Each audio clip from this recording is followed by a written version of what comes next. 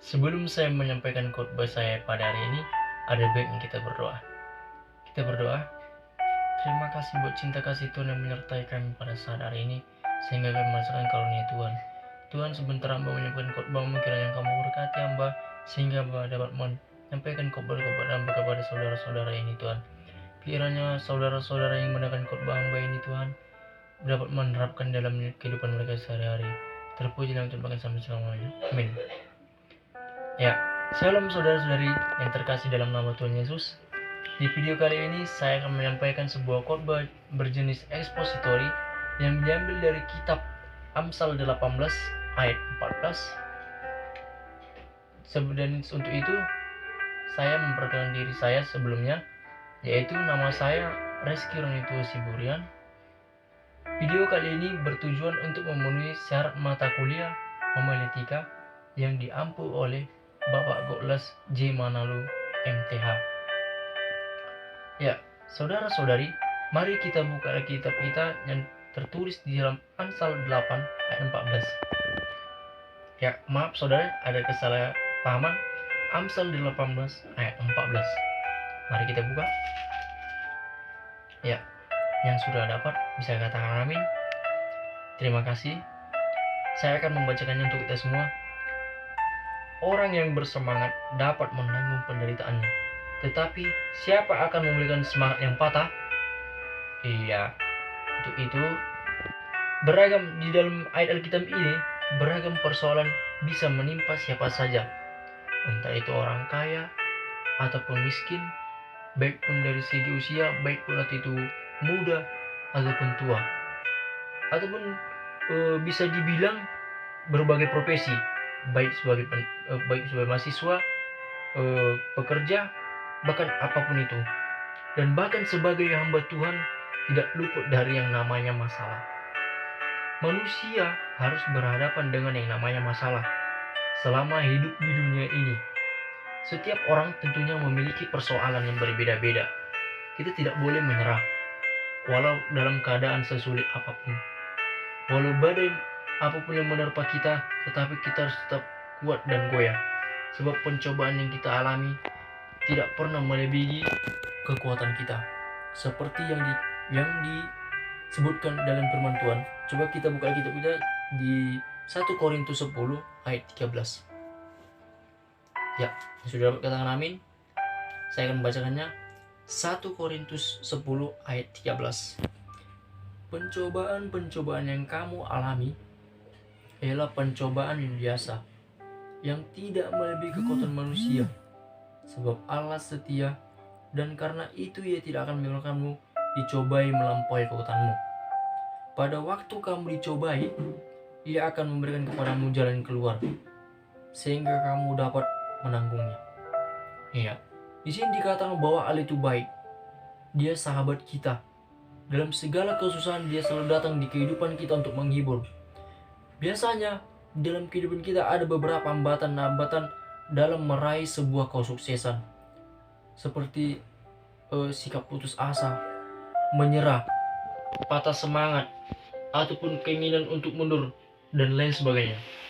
Kalau sikap ini dibiarkan untuk membuat seseorang menjadi frustasi dan tetap tinggal di dalam masalah, ya, dalam menghadapi setiap masalah, kita sebagai manusia membutuhkan sebuah semangat untuk berjuang dan bangkit dengan pertolongan Tuhan, agar Tuhan menolong kita, agar kita sampai pada tujuan yang kita inginkan.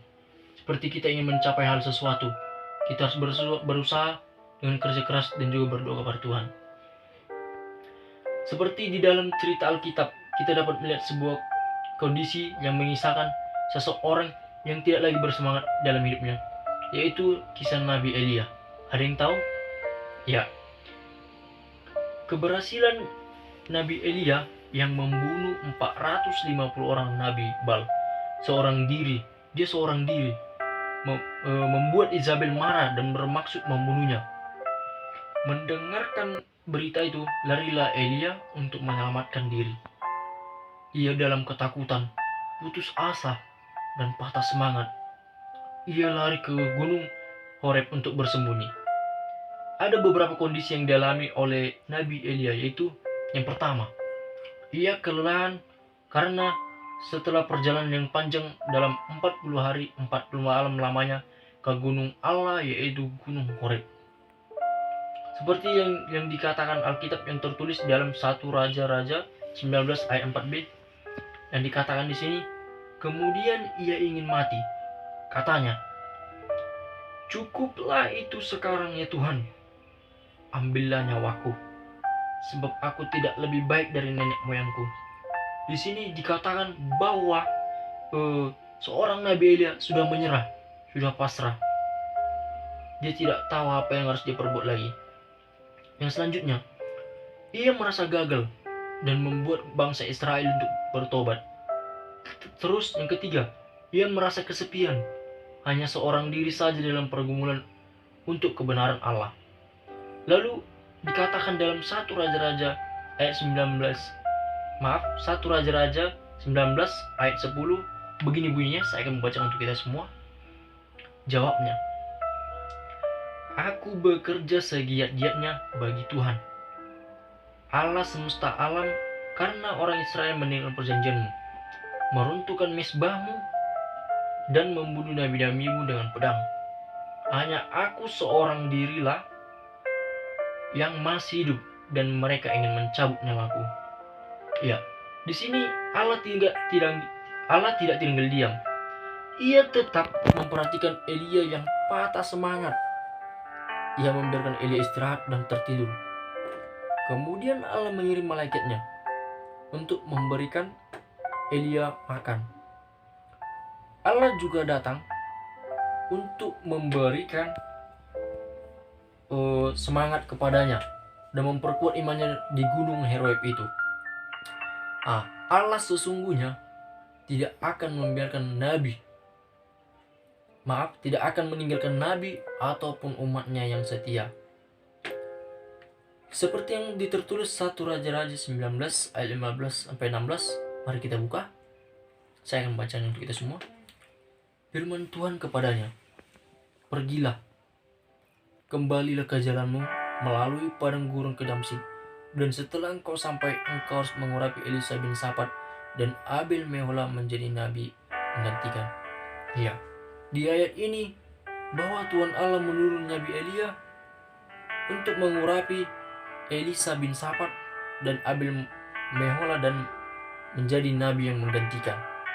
Iya, ketika anak-anak Tuhan putus asa dimanapun mereka berada, melalui Yesus Kristus mereka bisa dapat memohon kepada Allah untuk menerima kekuatan dan semangat agar mampu menghadapi situasi. Orang yang bersemangat adalah orang yang tidak mau menyerah, orang yang tidak mau putus asa, dan tidak mencari solusi apapun dalam keadaan apapun itu. Sekalipun hal itu kurang baik, tindakan atau perbuatannya tidak dipengaruhi oleh keadaan. Mengapa demikian? Karena ia memiliki target dan tujuan yang ingin dicapainya. Orang yang ingin mencapai keberhasilan adalah orang yang akan tetap optimis. Mereka percaya karena bersama dengan Allah akan mampu untuk menghadapi setiap kesukaran. Seperti yang dikatakan di Alkitab Filipi 4 ayat 13, segala perkara dapat kutanggung di dalam Dia yang memberi kekuatan kepadaku. Orang yang bersemangat memiliki iman, tetap percaya kepada firman Allah yang berkuasa. Jadilah orang yang bersemangat dalam hidup ini tanpa pantang menyerah. Apapun kondisi yang sering terjadi, tetap memiliki semangat. Semangat sangat diperlukan untuk memperoleh apa yang kita inginkan ataupun apa yang kita capai. Karena dengan bersemangat, kita akan tetap mengarahkan pandangan kita kepada tujuan dan usaha untuk mencapainya. Ya, untuk menjadi orang yang selalu bersemangat ataupun orang yang optimis, yang pertama, kita memerlukan keberanian untuk bertindak ataupun untuk mengambil resiko. Biasanya orang yang bersemangat memiliki keberanian untuk bertindak, siap hidup dan siap mati Mereka tidak takut dan tidak gemetar karena mempunyai ketetapan hati yang kuat dan mantap. Ingat bagaimana kisah Sadrak, Mesak dan Abednego. Ada sebuah perintah yang telah dibuat bahwa ketika mendengar busang sangkakala, seruling, kecapi atau alat musik lainnya, maka harus setiap orang sujud menyembah patung yang telah didirikan oleh Raja Nebukadnezar. Mereka tidak mau menyembah patung yang tidak didirikan oleh Raja Nebukadnezar tersebut. Di dalam kitab Daniel ayat 6 dikatakan, siapa yang tidak sujud menyembah akan diciptakan, secara teknis akan dicampakkan seketika itu juga ke dalam perapian yang menyala-nyala. Ya, di sini didapati bahwa mereka itu tidak mau mengindahkan kitab itu. Maka mereka tidak mau memuja dan menyembah patung tersebut. Adalah sebuah ancaman bagi mereka dan beresiko mereka harus dimasukkan ke dalam perapian. Tetapi mereka tidak khawatir dan tidak cemas dan takut. Malah dengan berani untuk menerima hukuman itu, mereka tetap mengutarakan iman yang mereka pegang ataupun yang mereka percaya. Beginilah yang mereka ucapkan kepada raja itu. Seperti dia tertulis di Daniel 3 ayat 17 ayat 18. Saya akan membacakan untuk kita semua. Jika Allah yang kami puja sanggup melepaskan kami, maka ia akan melepaskan kami dari perapian yang menyala-nyala itu dan dari dalam tanganmu yang raja.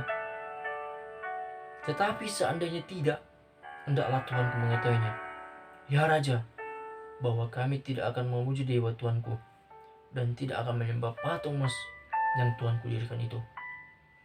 Ya, di sini mereka berani berkata tidak, dan mereka pun berani bertindak. Mereka menerima hukuman yang sudah diterpaun itu. Dengan amarah raja itu pun memerintahkan supaya perapian dibuat 7 kali lebih panas dari biasanya. Ya, dan di sini ketika mereka dicampakkan ke dalam api, mereka tidak terbakar dan rambut di kepala mereka tidak hangus, bahkan bau kebakaran pun tidak ada. Seperti yang tertulis di ayat tadi, ataupun di Daniel 3 ayat 26, lalu Nebukadnezar mendekati pintu perapian yang menyala-nyala itu. Berkatalah ia, Sadrak, Mesak dan Abednego, hamba-hamba Allah yang Maha Tinggi, keluarlah dan datanglah kemari. Mereka pun keluar dengan selamat dari perapian. Tuhan menyertai mereka semua. Dengan berani mereka mengatakan sekalipun Allah tidak menolong, mereka siap untuk mati bagi Tuhan. Tetapi Tuhan tidak tinggal diam. Akan diluputkan dari panas api itu, mereka tidak terbakar ataupun tidak ada bau hangus. Mereka tetap utuh seperti sedia kala, seperti yang tertulis di dalam Yesaya 43 ayat 2b. Apabila engkau berjalan melalui api, engkau tidak akan dihanguskan, dan nyala api tidak akan membakar engkau. Kalau kita berani bertindak, lakukan sesuatu dengan kebenaran, Tuhan pasti menolong. Tuhan juga pasti akan membalas dengan firman-Nya atau membela dengan firman-Nya. Jadi untuk kita semua, jangan takut. Hadapilah setiap persoalan, jangan lari. Tuhan memberikan kekuatan agar kita dapat meraih dengan keberhasilan. Yang selanjutnya ada 2. Yang terakhir, sikap tidak mau menyerah. Di dalam Alkitab ada sebuah cerita tentang seorang perempuan yang sudah 12 tahun menderita pendarahan. Namun perempuan ini sudah diobati oleh berbagai macam cara atau berbagai macam tabib. Namun keadaannya makin memburuk. Perempuan itu putus asa, tetapi ia tetap memiliki semangat untuk sembuh. Tak kalah ia mendengar pemberita tentang Yesus sang penyembuh itu. Ia pun berusaha untuk mencari Yesus, sebab ia yakin bahwa Yesuslah yang dapat menolong untuk menyembuhkannya. Perempuan ini adalah orang yang bersemangat. Ketika Yesus dalam perjalanan menuju rumah kepala ibadat, di tengah kerumunan banyak orang, perempuan ini berusaha untuk menghampiri Yesus, supaya ia dapat penyembuhan. Tetapi perempuan itu tidak menyerah. Dia tetap memiliki semangat. Ia terus berjalan untuk menghampiri Yesus sekalipun ia sedang dalam penderitaan. Mungkin ia berjalan tidak seperti orang normal karena penyakitnya itu. Jalannya lambat, ia pun terus berusaha untuk maju mendekati Yesus dari arah belakang. Perempuan ini mempunyai suatu tujuan untuk sembuh. Ia memiliki iman, seperti dikatakan dalam Matius 9 ayat 21, karena katanya dalam hatinya, asalku jamah saja jubahnya, aku akan sembuh. Ya, setelah hal itu dilakukan, ia pun menjadi sembuh. Jerih payahnya yang tidak sia-sia, dan jiwanya yang tidak pantang menyerah, sehingga dia menjadi sembuh. Setiap orang yang mau mendekatkan diri kepada Yesus Kristus, yang tidak akan menyerah, tetap berjuang sampai memperoleh ingin dicapai. Seperti tertulis di 2 Tawarik ayat 5-7, tetapi kamu ini kuatkanlah hatimu, jangan lemah semangatmu, karena ada upah bagi usahamu. Dan Ibrani 11 ayat 6b, dan bawalah Allah memberi upah kepada orang yang sungguh-sungguh mencari Dia. Kalau semangatmu lemah, bangkitlah mencari Tuhan dengan berdoa, membaca firman Allah, mengikuti ibadah, dan memuji menyembah Dia. Pasti ada kekuatan baru dan upah yang diberikan itu janjinya. Ya, yang selanjutnya ada iman yang teguh. Rasul Paulus setelah pertobatannya memberikan hidup untuk melayani Tuhan, ia memenuhi panggilan Tuhan sebagai salah satu rasul yang ikut menderita bagi Kristus. Di dalam 2 Korintus ayat 4-8, dalam segala hal kami ditindas, kami namun tidak terjepit. Kami habis akal namun tidak putus asa. Kami dianiaya namun tidak tinggal sendirian. Kami dihempaskan namun tidak binasa. Dalam mengiringi Yesus, Paulus banyak sekali mengalami pencobaan, penderitaan, dan aniaya. Paulus juga mengalami kesedihan. Ia ditinggalkan oleh teman-temannya. Di Roma, pada saat itu yang terjadi penganiayaan yang sangat hebat, dan tidak ada seorang pun yang berani mengenal Rasul Paulus. Paulus merasa kesepian dan dia kecewa, namun ia tetap merasakan kehadiran Tuhan yang memberikan kekuatan padanya. Paulus mengakui bahwa ia mempunyai keyakinan yang kokoh, sebab Injil adalah kekuatan Allah yang menyelamatkan setiap orang yang mengatasi segala rintangan, sebab ada Tuhan yang selalu di sampingnya, memberikan pertolongan dan kekuatan bagi dia. Karena iman yang teguh, Rasul Paulus tetap berjuang dan bahkan sampai mati bagi Tuhan. Selanjutnya, apapun keadaan yang kini tengah kita hadapi, untuk itu kita tidak boleh hilang harapan, putus asa atau melepaskan iman saat menghadapi masalah. Hadapilah semua bersama Tuhan. Kita akan dapat mengalami pengalaman yang baru bersama Tuhan. Setiap firman Tuhan yang kita butuhkan terjadi atas kita, harus tetap kita percaya. Sebab ada firman tertulis, aku tidak akan melanggar perjanjianku, dan apa yang keluar dari bibirku tidak akan kuubah. Yang tertulis dalam Mazmur 89 ayat 35. Semua yang Tuhan janjikan itu melalui firman-Nya tidak akan ditarik kembali, dan Tuhan tidak akan mengingkari janjinya itu. Arahkan pandangan, pikiran dan hati kepada firman-Nya, sebab itulah kebenaran yang akan memulihkan kita. Allah itu sangat baik. Seperti terus Mazmur 34:19, Tuhan itu dekat kepada orang-orang yang patah hati, dan Ia menyelamatkan orang-orang yang remuk jiwanya. Kita harus percaya kepada firman-Nya, supaya iman kita tetap teguh dan kuat, seperti membaca renungan dan perkataan firman Allah Tuhan itu kepada kita diri sendiri maupun kepada orang lain. Iya. Yang selanjutnya, yang terakhir, semangat merupakan jalan untuk memperoleh apa yang kita butuhkan. Tetaplah semangat, miliki keberanian untuk melakukan firman Allah. Jangan pernah menyerah, tetap teguh, pegang janji Tuhan sampai menjadi sebuah kenyataan. Tuhan memulihkan setiap orang yang patah semangat.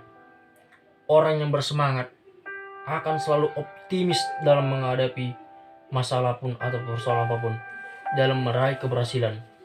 Untuk itu, selamat berjuang dan tetap semangat dalam kehidupan yang ini. Tuhan Yesus memberkati kita semua. Amin. Kita berdoa. Terima kasih Tuhan, Engkau telah membimbing hamba dalam menyampaikan firman-Mu Tuhan. Biarlah firman hamba ini dapat kami terapkan di kehidupan kami sehari ini. Biarlah kehidupan kami tidak putus asa dan Engkau berkuasa dalam kehidupan kami Tuhan. Sehingga kami dapat merasakan kasih dan cinta kasih Tuhan. Terpujilah nama Tuhan dan bahkan sampai selama-lamanya. Amin. Shalom.